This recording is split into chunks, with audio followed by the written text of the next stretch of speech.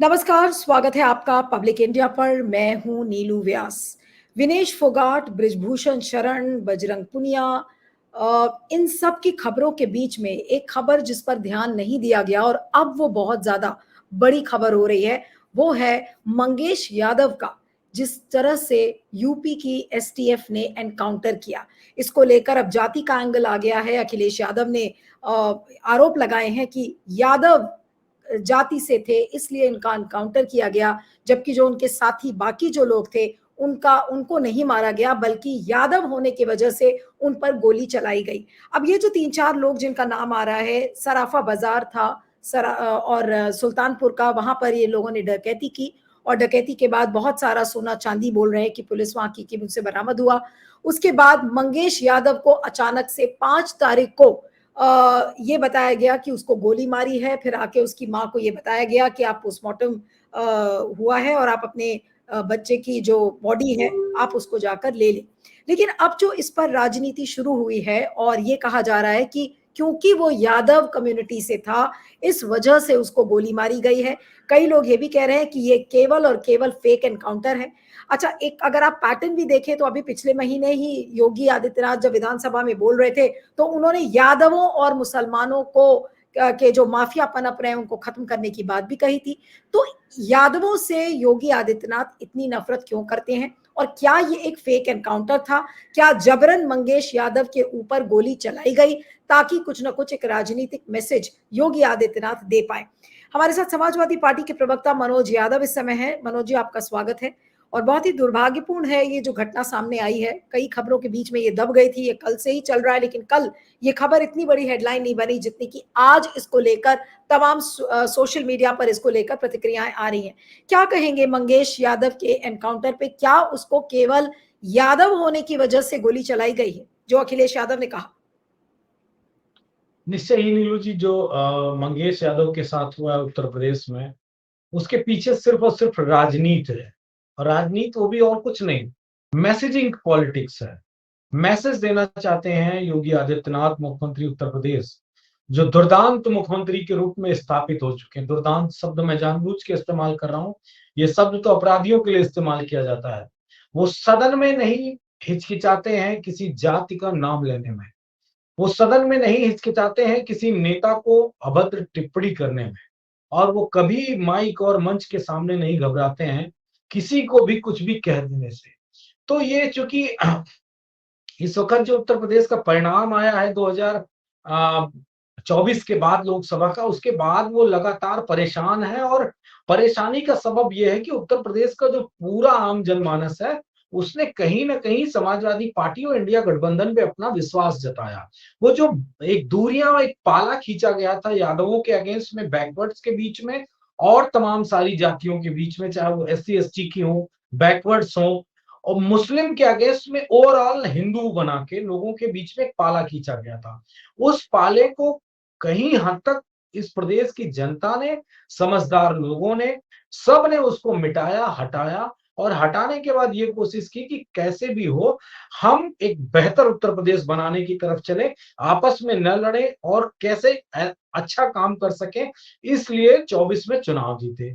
अब जब सारी एकता हो गई तो योगी आदित्यनाथ की अग्नि परीक्षा चल रही है। अगर वो 10 उपचुनाव में से बड़ी तादाद में अगर वो चुनाव लूज कर जाएंगे तो उनका मुख्यमंत्री पद जाना निश्चित है। तो वो ये चाहते हैं कि ये कैसे हो। लगातार वो देश की राजनीति और विदेश की राजनीति को उत्तर प्रदेश में बात करने की, कटोगे तो बटोगे, जैसे बांग्लादेश का उदाहरण देना और राष्ट्रीय अध्यक्ष जी पे लगातार हमले करना, समाजवादी पार्टी को लगातार 8वें साल भी अपने मुख्यमंत्रित्व काल में हमला करना। ये सारी चीजें वो इसलिए कर रहे हैं कि किसी भी तरीके से ऐसा हो कि हम समाजवादी पार्टी को बांट दें, समाजवादी पार्टी के वोटर्स को बांट दें और हम जीत लें चुनाव, जिससे कि उनकी मुख्यमंत्री की पदवी बची रहे। उन्होंने एक यादव समुदाय के जिसपे आरोप चोरी का है, और कई बार कई सारे ऐसे नौजवान होते हैं जो बहक जाते हैं, इस तरह की चीजों में फंस जाते हैं। अगर वो मुकदमे उस पे चोरी के दर्ज थे तो उस पे उसका इनकाउंटर किस बिहाफ पे कर दिया? अगर वो हत्यारे होते, नीलू जी, बड़ो स्पष्ट, मैं कोई जज नहीं हूं लेकिन फिर भी मैं कह रहा हूं, अगर वो हत्यारे होते लूट की पता नहीं कौन-कौन उसमें था मुझे नहीं मालूम है। लेकिन लूट की वारदात करते वक़्त वो लोग असलहे का इस्तेमाल करते और वहाँ पे गोलीबारी करते, वहाँ पे किसी को इंजर्ड करते। लेकिन उस पूरी लूट में कोई व्यक्ति इंजर्ड नहीं हुआ, ना तो वहाँ गोली चली, ना किसी की हत्या हुई। यानी कि वो मैं तो ये मान के चलता हूँ कि वो जो लूट के ले भी गए हैं, वो लोग इसका मतलब वो परेशान हैं, नौजवान होंगे। वो कहते हैं एक ये फ़ॉर्मूला है, हर देश में लागू होता है कि जिस देश में रोजगार नहीं होगा, उस देश में अपराध अपने आप बढ़ जाएँगे और खासकर चोरी के, डकैती के, छिनैती के इस तरह के अपराध बढ़ जाएँगे। तो उत्तर प्रदेश 1 ट्रिलियन इकोनॉमी की तरफ जा रहा था योगी आदित्यनाथ की बनस्पत। पूरा देश 5 ट्रिलियन इकोनॉमी की तरफ जा रहा था ये मोदी जी की बनस्पत। तो जब सब कुछ सही है पूरे देश में तो इस तरह की घटनाएँ कैसे घटती? 5 करोड़ की डकैती कोई एक ये पहली डकैती नहीं, इस तरह की सैकड़ों डकैतियाँ लगातार निरंतर हर दिन चलती हैं। कहीं पे कोई छीन लाया कि चैन स्नैचिंग मुझे एक घटना याद आती है, पश्चिमी उत्तर प्रदेश के किसी जिले में विधायक की माता वॉकिंग करने निकली थी बीजेपी के विधायक, तो उनकी चैन स्नैचिंग कर ली गई थी, उसके फुटेज आए थे। तो ये सारी चीज़ों को दबा के किसी तरीके से विध्वंस की राजनीति, आपस में बाँटने की राजनीति और यादवों की हत्या करके वो ये चाहते हैं कि कोई चीज़ ऐसी सामने आ जाए जिससे कि ये लगे कि साहब ऐसा नहीं है, उत्तर प्रदेश में सब बँटवारा है। यादव अपराधी होते हैं, यादव लुटेरे होते हैं, इस तरह की बात योगी आदित्यनाथ मैसेजिंग दे रहे हैं और मैसेजिंग ये भी दे रहे हैं कि अगर कोई ऐसा करेगा तो मैं उसको मार दूँगा, मैं उसको जिंदा नहीं रखूँगा। इस तरह की बातें सामने लगभग-लगभग आ रही हैं। योगी आदित्यनाथ की मजबूरी क्या है? अगर वो यादव्स को लगातार अटैक कर रहे हैं और इस तरीके के फेक एनकाउंटर्स करा रहे हैं, आज तो खुद बीजेपी के जो नेता है बृजभूषण शरण, उन्होंने भी ये बात कह दी कि पुलिस प्रमोशन और पैसे के लिए ये काम कर रही है। बृजभूषण शरण सिंह की मैं बात कर रही हूँ, उन्होंने ये बात कही मंगेश यादव के एनकाउंटर पर कि यूपी की पुलिस प्रमोशन और पैसे के लिए काम कर रही है। क्या ये चीजें योगी आदित्यनाथ को नहीं दिख रही हैं और इस तरीके से भयावह तरीके से ये चीजों को क्यों अंजाम दिया जा रहा है योगी जी के राज में? देखिए ब्रजभूषण शरण सिंह और योगी आदित्यनाथ की आपस में अदावत रही है, ये बात सार्वजनिक रूप से सभी को पता है। लेकिन उसमें एक बिंदु मैं और जोड़ के चलता हूँ जो मुझे महसूस होता है। ब्रजभूषण शरण सिंह भी उसी रास्ते से गुजरे हैं जिस रास्ते से तमाम सारे माफिया लोगों पे आरोप-प्रत्यारोप लगे हैं और उनको दबंग नेता और दबंग व्यक्ति के रूप में जाना जाता है। उनको इस बात का बड़ा अनुभव है नीलू जी की कैसे पुलिस इस्तेमाल करती है, कैसे आपको टॉर्चर करती है, किस केस में पैसा ऐंठ लेती है, किसमें एनकाउंटर दिखा के कैसे आपको डराने की कोशिश की जाती है। ये सारी चीज़ें लगभग-लगभग स्पष्ट हैं और सामने हैं। तो उनका बयान इसीलिए आया है और लेकिन एक बात स्पष्ट है जो शब्द मैं कहते हुए मुझे कोई संकोच नहीं है नीलू जी, उत्तर प्रदेश में ठाकुरवाद चरम पे है। योगी आदित्यनाथ ठाकुर, उनके एसटीएफ के चीफ ठाकुर, उनके और अधिकारी जिस अधिकारी की बात कर रहा हूँ जिसका मैंने फोटो लगा के ट्वीट किया, चप्पल पहन के एनकाउंटर किया, डीके साहिब, वो भी ठाकुर।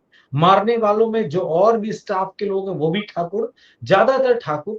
तो ये ठाकुरवाद जो चल रहा है ये पूरी तरीके से इसलिए है कि कहीं न कहीं जैसे सामंतवाद स्थापित था राजतंत्र में उसी तरह की व्यवस्था उत्तर प्रदेश में वो लगातार देते आ रहे हैं और आगे की मैसेजिंग है कि हम और भी सामंतवाद को पनपाएँगे, किसी के दबने से दबेंगे नहीं और हमारी सत्ता रहेगी तो हम ऐसे ही जो बेसहारे लोग हैं, जो मजबूर लोग हैं, उनको तो हम उनकी जान की कोई कीमत नहीं होगी और जो मुख्य आरोपी होगा, उसको हम सरेंडर करा लेंगे। मैं अगर बात करूँ कि जो दुकान थी ज्वेलर्स की, उसका बयान आज आया है, राष्ट्रीय अध्यक्ष जी ने अपने एक्स पोस्ट पे लगाया है, सोशल मीडिया फॉर्म पे लगाया है कि वो कह रहा है मुझे 10% भी रिकवरी नहीं हुई मेरी। अपराधी सारे पकड़ लिए गए, एक का एनकाउंटर भी आपने कर दिया, कई चैनल्स ने तो मुख्य आरोपी उसको बना दिया। आप कल्पना कर सकती हैं, जो पकड़े गए, जो मुख्य आरोपी है वो बैठ के पुलिस के साथ धन का बँटवारा कर रहे हैं और जो उसमें अगर रहा भी होगा मंगेश मैं ये मान के चलता हूँ चूँकि मैंने कोई जाँच नहीं की, लेकिन अगर वो रहा भी होगा तो उसको मुख्य आरोपी बना के इन लोगों ने उन लुटेरों को बचा लिया। एक के पैर पे गोली मार दी, कल को भाई चोरी का मामला है, कितने दिन लगेंगे जेल में रहने?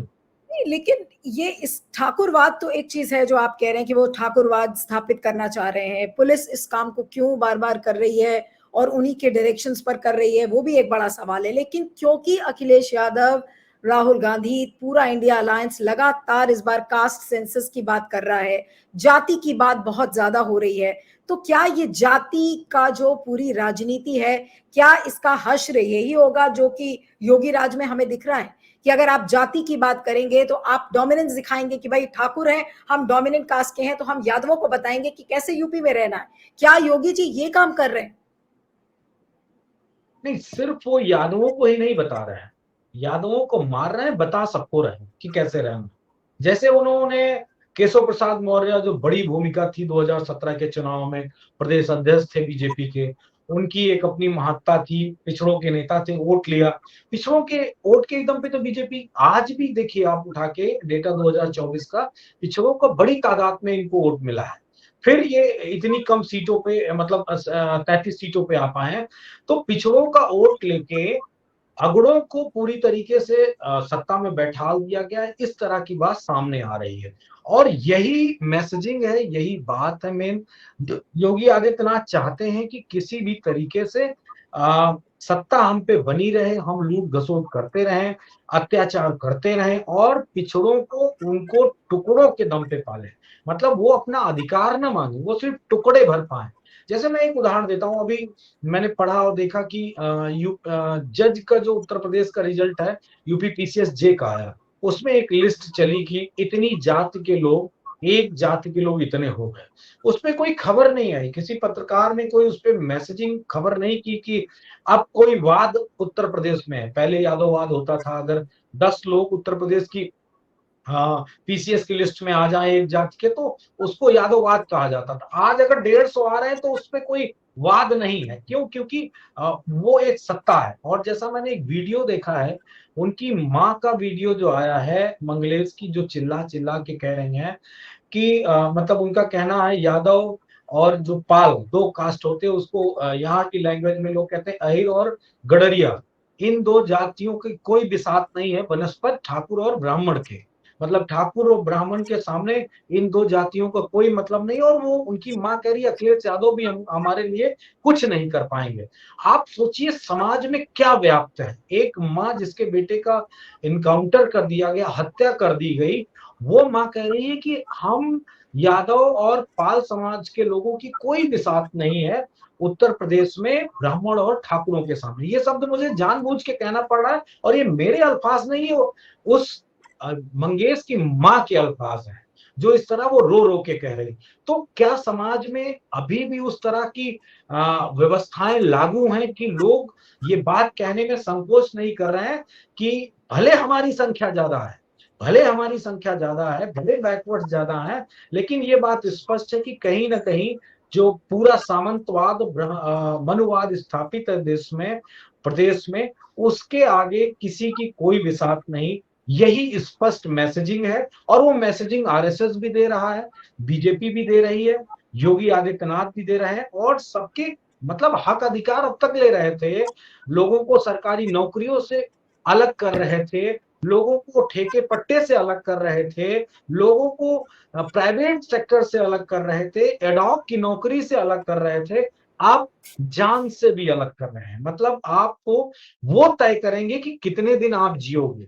बताइए देश के किस कानून में लिखा है कि कोई व्यक्ति चोरी अगर कर ले तो उसको इनकाउंटर कर दिया जाए, और जिसके ऊपर 100 मुकदमे हत्या के होंगे, डकैती के होंगे, लूट के होंगे, दंगा के होंगे, गैंगवार के होंगे, उसको वाई श्रेणी की सुरक्षा दी जाएगी इस सरकार के द्वारा। तो ये मैसेजिंग है।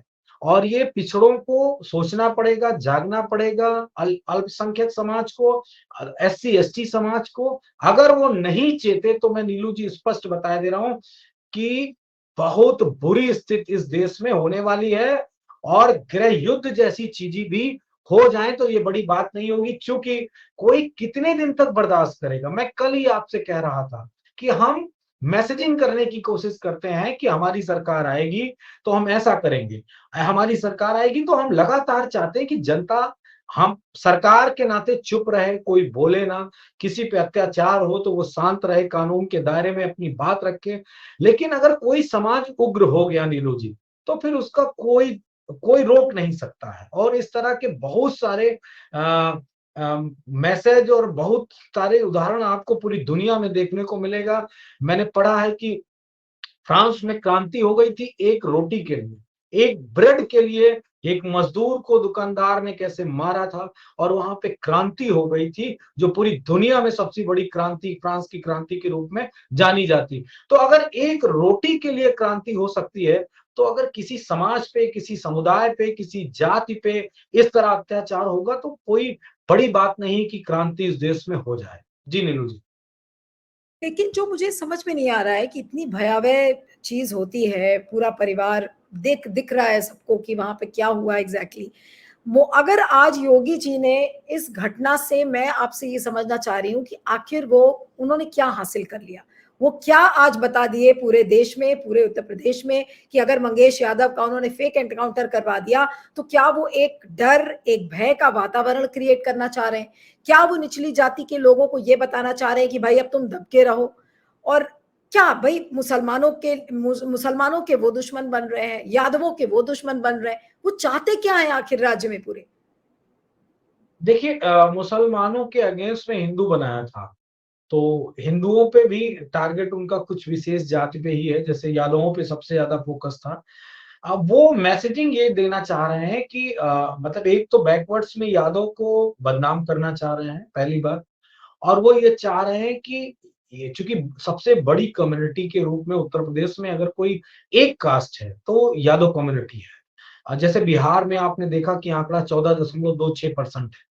कमोबेशी 10% से ऊपर का आंकड़ा उत्तर प्रदेश में भी है। जिस दिन जाति जनगणना होगी वो पता चलेगा। इतनी बड़ी तादाद में पूरे प्रदेश में, देश में कोई कम्युनिटी नहीं है।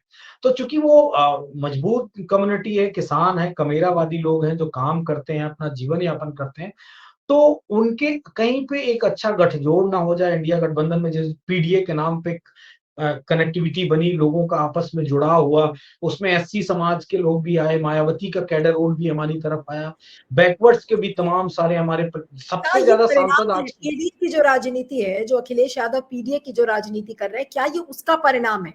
ये उसका एक सिम्टम दिख रहा है कि पीडीए की राजनीति और इंडिया अलायंस जिस तरीके से राज्य में आगे बढ़ रहा है और धीरे धीरे चुनाव भी पास आ जाएंगे उत्तर प्रदेश के, तो क्या एक उस तरीके का वातावरण इसीलिए बनाया जा रहा है ताकि सबको डरा दो, धमका दो और इसी तरीके से वोट बटोरने की कोशिश होगी? निश्चय ही ये डराने की राजनीति है, लेकिन पीडीए को कमजोर करना इनका मकसद है। और ये योगी आदित्यनाथ हो, चाहे आरएसएस हो या बीजेपी हो, सबका ये है। क्योंकि जिस दिन पीडीए मजबूत हो गया उस दिन इस देश में कोई सत्ता नहीं रहेगी। वो जिसको चाहेंगे पीडीए के लोग, पिछड़े दलित अल्पसंख्यक लोग, जो जिसको चाहेंगे उसको प्रधानमंत्री बना देंगे, जिसको चाहेंगे प्रदेश का मुख्यमंत्री बना देंगे। तो वो कैसे टूटे, पीडीए में कैसे, पिछड़ों में कैसे फूट हो, और मायावती की कम्युनिटी में कैसे बंटवारा हो, एससी समाज में कैसे बंटवारा हो, अल्पसंख्यक में भी बंटवारा करती है ये सरकार। ऐसा नहीं है कि अल्पसंख्यक कम्युनिटी जो है, चाहे वो जैन, बुद्धिज्म और पारसी समाज के लोग, उनको सिख समाज के लोगों को अलग रखती है, मुस्लिम कम्युनिटी अलग होती है। मुस्लिम में भी डाइवर्जन करते हैं कि ये सिया हैं तो सिया ऐसे होते हैं, सिया बीजेपी के साथ ज्यादा बड़ी तादाद में है, ऐसा बीजेपी क्लेम करती है। और जो सुन्नी लोग हैं, वो गरीब हैं, वो बुनकर हैं, अंसारी हैं, जुलाहे हैं, इस तरह के समाज के लोग, तो उनको अलग करती है। तो बीजेपी डिवाइड एंड रूल का फार्मूला तो हमेशा से अडॉप्ट है, और इन्हीं का ये फार्मूला था जो अंग्रेजों ने इस देश में स्थापित किया था, डिवाइड एंड रूल। चूंकि ये हमेशा से भेदभाव करते आए हैं, आज की कोई बात नहीं है, कोई एक बात नहीं है, इस तरह के तमाम सारे मामले हैं। मैं तो एक बात महसूस करता हूं कि योगी आदित्यनाथ ने उत्तर प्रदेश की राजनीति में मुख्यमंत्रियों की पद पे बैठ के सबसे गंदी राजनीति करी है। इतना दुर्दांत मुख्यमंत्री नीलू जी मैंने अपने जीवन में किसी व्यक्ति को नहीं देखा कि एक गरीब के बच्चे का एनकाउंटर इसलिए कर दे कि उस पे चोरी के 4 मुकदमे थे, और वो इसलिए उसकी हत्या करा दी जाए कि इसके मरने से बंटवारा होगा, इसके मरने से हम विपक्ष के राजनीतिक दल को हम बदनाम करेंगे। लेकिन ईश्वर का धन्यवाद है, जैसा आप बता रहे हैं, जैसा हम लोग देख रहे हैं, ये उल्टा पड़ता जा रहा है। ये निगेटिव कॉन्सेप्ट में पूरा चला गया है मुद्दा। पुलिस से भी लगातार पूछताछ हो रही है और पुलिस को क्वेश्चनिंग पुलिस से भी हो रही है, और जिस तरीके से समाजवादी पार्टी आदरणीय राष्ट्रीय अध्यक्ष जी उस परिवार से बात कर रहे हैं, उस परिवार की मदद कर रहे हैं, और आने वाले दिनों में कैसे जस्टिस होगा वो सब क्लियर होगा। और आपको बता दूं मैं, पहला ऐसा एनकाउंटर होगा या इस तरह के तमाम सारे ऐसे योगी सरकार में एनकाउंटर हुए हैं जिसमें सिर्फ एक वर्ग के लोग इनकाउंटर के लिए रखे जाते हैं। उसमें कोई बैकवर्ड नहीं होता है, कोई यादव सिपाही नहीं होता है, कोई यादव ऑफिसर्स नहीं होते हैं, या कोई पटेल ऑफिसर्स नहीं होते हैं। उसमें सिर्फ और सिर्फ ब्राह्मण और ठाकुर जैसी जाति के लोग ही होते हैं। उसके पीछे रीजन है कि कल को कोई, जैसे सपोज दैट सभी को अपनी कम्युनिटी से प्यार होता है, अपनी कास्ट से लगाव होता है, तो कल को कोई बदल ना दे, कोई बयान ना बता दे, जैसे सपोज दैट मैं सिपाही हूं, मैं उस इनकाउंटर का हिस्सा हूं, कल को नौकरी के दौरान या सरकार बदली, मैंने बयान दे दिया कि साहब क्या होगा, ज्यादा से ज्यादा मुझे सजा होगी, लेकिन जो अत्याचार हुए हैं सरकार के द्वारा, जो गलत चीजें हुई हैं, वो सब डिस्क्लोज हो जाएंगी। जब वो डिस्क्लोज होंगी तो उसमें बहुत सारे लोग फंसेंगे। तो इसलिए ये सरकार भी ऐसी चीजें कर रही है कि कुछ स्पेशल लोगों को ही, एक वर्ग लोगों को ही इनकाउंटर में भी इन्वॉल्व करती है, और जिससे कि इनकी पोल्स जो है वो ना ओपन हो। लेकिन फिर भी मैं कह रहा हूं कि समाजवादी पार्टी हमेशा से लोगों की लड़ाई लड़ती आई है, चाहे वो ब्राह्मण हो, चाहे दलित हो, चाहे बैकवर्ड हो, चाहे मुस्लिम हो, हम सबकी लड़ाई लड़े हैं। जब ब्राह्मणों पे अत्याचार योगी आदित्यनाथ ने किया, तब उनके लिए भी हमने आवाज उठाई है। कई ब्राह्मण्स का इनकाउंटर योगी आदित्यनाथ ने करवाया, सबको अपराधी बता दिया। तो मैं कहता हूँ न्यायपालिका फिर क्यों बैठी है, बंद करो न्यायपालिका। और ये जजेस क्यों नहीं सुनते हैं, मैं बहुत अनुरोध के साथ कह रहा हूँ कि न्यायाधीश क्यों नहीं सुनते हैं। आ रहा है, योगी आदित्यनाथ बुलडोजर चलाते हैं, योगी आदित्यनाथ की पुलिस गोली चलाती है, योगी आदित्यनाथ के मंत्री ये कहते हैं कि भाई बुलडोजर तो चलता रहेगा, बावजूद इसके कि सुप्रीम कोर्ट इस तरीके का ऑब्जर्वेशन दे देता है और सुप्रीम कोर्ट के व्यूज के खिलाफ जाकर मंत्री इस तरीके से बोलते हैं।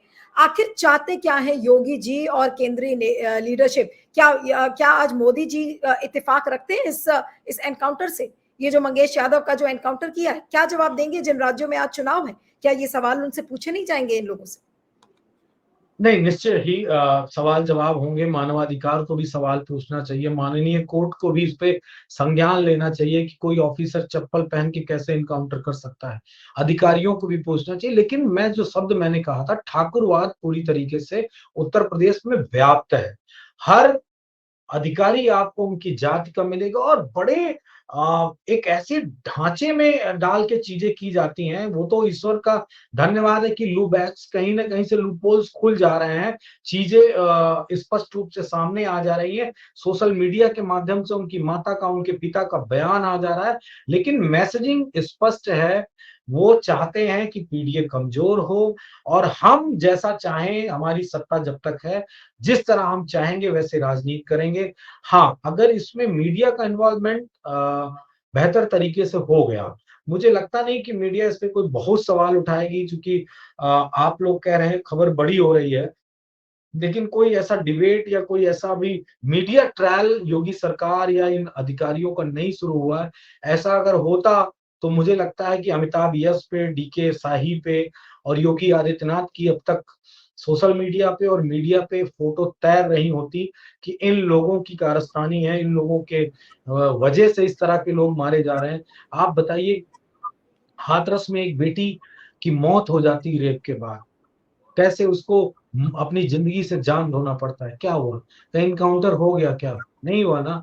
वो लोग, बनारस में एक बेटी के साथ रेप होता है, आईटीआई करने वाली, आईटी की छात्रा थी, वो सोची इतनी बड़ी पढ़ाई पढ़ रही थी, वो बीजेपी के आईटी सेल के, प्रधानमंत्री के आईटी सेल के क्षेत्र में काम करने वाले, वो उनके क्या हुआ, उनकी जमानतें हो गई, उनको केक उनके चेहरे पे लगाया जा रहा था, सेलिब्रेशन किया जा रहा था कि आप रेप करके एक लड़की का और फिर आप छूट के आए, हम इस तरह करेंगे। तो ये जो सेलेक्टिव अप्रोच है नीलू जी, इसकी वजह से लगातार उत्तर प्रदेश में ऐसी घटनाएं घट रही हैं, और दुर्भाग्यपूर्ण है। मैं तो एक ही बात कहूंगा कि आने वाला समय, ईश्वर से प्रार्थना करूंगा अच्छा हो, बेहतर हो, लोगों की जिंदगी के साथ कोई सरकार ऐसे ना खेले। और इनकाउंटर किसे कहते हैं, ये हम आने वाले समय में बताएंगे कि इनकाउंटर किसे कहते हैं। हमारी सरकारें जब जब रही हैं, फेक इनकाउंटर नहीं, रियल इनकाउंटर्स हुए हैं। नवनीत सिकेरा जैसे जाबाज आईपीएस ने दिन दहाड़े इनकाउंटर्स हुए, मुठभेड़ें हुई, यदि ऐसे लोगों से जिन लोगों ने अपराध किए, हत्याएं की, उनको घेरा है, वो बहुत सारे ऐसे मामले हैं। लेकिन जो चीजें अब हो रही हैं ऐसे उत्तर प्रदेश में कभी नहीं हुई हैं। जब ये डकैतों का बहुत राज था तब भी इस तरह की घटनाएं नहीं घटती। बिल्कुल। बस 1-2 सवाल और लूँगी आपसे, क्योंकि हम इतनी देर से राजनीति की बात कर रहे हैं, योगी सरकार की मंशा की बात कर रहे हैं, लेकिन योगी की पुलिस को क्या हो गया है? क्या पुलिस की अंतरात्मा मर चुकी है? क्या पुलिस को ये नहीं दिख रहा है कि भई चोरी डकैती के मामले में आप इस तरीके से किसी को गोली मारकर उसकी हत्या कर देंगे? ये पुलिस का जो आचरण है, क्या इस पर हमें नहीं बोलना चाहिए आज? नहीं, ये पुलिस नहीं कर रही है। नो, नो, नो, ये पुलिस नहीं कर रही। ये एसटीएफ कर रही है, स्पेशल ठाकुर फोर्स। एसटीएफ वो नहीं कर रही है जिसका गठन क्रिमिनल्स को रोकने के लिए किया गया, वो एसटीएफ नहीं, स्पेशल ठाकुर फोर्स चलायमान है उत्तर प्रदेश के मुख्यमंत्री के द्वारा। तो ये वो कर रही है, ये पुलिस नहीं कर सकती थी। पुलिस को इनकाउंटर करने के लिए बहुत दुर्दांत अपराधियों के इनकाउंटर्स होते हैं और उनको बहुत रेकी करनी पड़ती है, लाइफ जैकेट पहननी पड़ती हैं और बहुत कुछ करना पड़ता है जब ऐसी मुठभेड़ होती हैं। कोई चप्पल पहन के कोई डीसीपी रैंक का अधिकारी एनकाउंटर करने के लिए नहीं जाएगा। वो तो 1 दिन पहले 2 दिन पहले पकड़ा हुआ व्यक्ति था। तो ये स्पेशल ठाकुर फोर्स कर रही है और स्पेशल ठाकुर फोर्स में मैं उन ठाकुरों को नहीं कह रहा हूँ जो न्याय प्रिय लोग हैं। मैं उनकी बात कर रहा हूँ जो योगी आदित्यनाथ के चमचे हैं, जो उनके दम पे। और वो जो डीके शाही है, मैं उसके बारे में बताऊं, उसकी पत्नी बीजेपी से महिला आयोग की सदस्य 2 दिन पहले नियुक्त हुई है। तो मैंने तो कहा कि उसको तो पहले से ही इनाम मिल गया, उसकी पत्नी को रोजगार मिल गया, उसको पैसा मिलेगा, उसको सुविधाएं मिलेंगी। तो वो अपने बॉस के प्रति बहुत वफादार व्यक्ति है, इसीलिए इस तरह की हरकतें कर रहा हूं। और एक बात मैं बड़ी कहने जा रहा हूं आपके चैनल पे, इन सामंतवादियों के लिए पिछड़ों की, दलितों की, मजदूरों की, अल्पसंख्यकों की, किसानों की जान की कोई कीमत नहीं होती है। ये हमेशा से इनके पूर्वज भी इसी तरह अत्याचार करते रहे, उनको मारते रहे, उनकी हत्याएं कर दिया, नदियों में पत्थर में बांध के नदियों में फेंक दिया गया, लोगों के हाथ पैर तोड़ दिए गए, हाथ पैर काट दिए गए, बहुत अत्याचार हुआ। ये तो संविधान बाबा साहब का था जिससे उनको अधिकार मिला था। योगी आदित्यनाथ जैसे व्यक्ति ने जो दुर्दांत मुख्यमंत्री के रूप में उत्तर प्रदेश में अपना खौफ पैदा कर रहे हैं आम जनमानस के बीच में, पिछड़ों में, दलितों में, अल्पसंख्यकों में, वो इस तरह की हरकत कर रहे हैं और जानबूझकर कर रहे हैं जिससे कि उनकी गद्दी बची रहे। लेकिन मनोज जी, बस लास्ट सवाल है ये मेरा आपसे, और उसके बाद फिर इस कार्यक्रम को खत्म करूंगी कि अब योगी आदित्यनाथ इसी बुलडोजर की राजनीति, गोली मारो की जो राजनीति है, ये कितनी दूर तक लेके जाएंगे और कितना चल पाएंगे? नहीं, चल तो नहीं पाएंगे क्योंकि पूरे प्रदेश में एक आक्रोश व्याप्त है जनता के बीच में। सभी लोग सवाल पूछ रहे हैं। दिल्ली की मीडिया में जो तमाम सारे सोशल प्लेटफॉर्म हैं सोशल मीडिया के, या जो इस तरह की चीजें, उन पे भी सवाल तैरना शुरू हो चुके हैं। हम कह सकते हैं कि मंगेश कोई अपराधी रहा होगा, लेकिन उसके बावजूद भी सवाल बहुत है कि ऐसे क्यों, ऐसे कैसे, किसी चोर को कैसे इनकाउंटर किया जा सकता है? अगर उसने किसी की हत्या की होती तो हत्या के बदले हत्या, हमारे यहाँ तो वो भी प्रावधान नहीं है हमारे कानून में। हत्या के बदले भी उम्र कैद मिलती है लोगों को। और अगर बहुत सारी एक्सीडेंटल चीजें हो जाती, बहुत सारी मतलब उस मुद्दे पे तमाम सारे ऐसे मुद्दे होते हैं, किसी के बाप की जी, क्या हत्या। नहीं, लेकिन कुल मिलाकर ये नहीं कहेंगे कि इस एनकाउंटर से केवल और केवल अखिलेश यादव को एक असहज स्थिति में रखने का ही उद्देश्य योगी आदित्यनाथ का दिखता है कि यादवों की कम्युनिटी उनके ऊपर गुस्सा करेगी कि भाई वो यादव के साथ वो खड़े नहीं हो पाए, और उनके लिए एक असहज सी स्थिति वो खड़ी कर रहे हैं। क्या ये एक मंशा नहीं? उसके बाद कार्यक्रम को खत्म करती हूँ। नहीं, उनकी मंशा जरूर रही है, तो उनकी मंशा जरूर रही है, क्योंकि प्रधानमंत्री ने भी चुनाव में कहा था कि 5 टिकट सिर्फ घर के दिए, बाकी किसी यादव को नहीं दिया।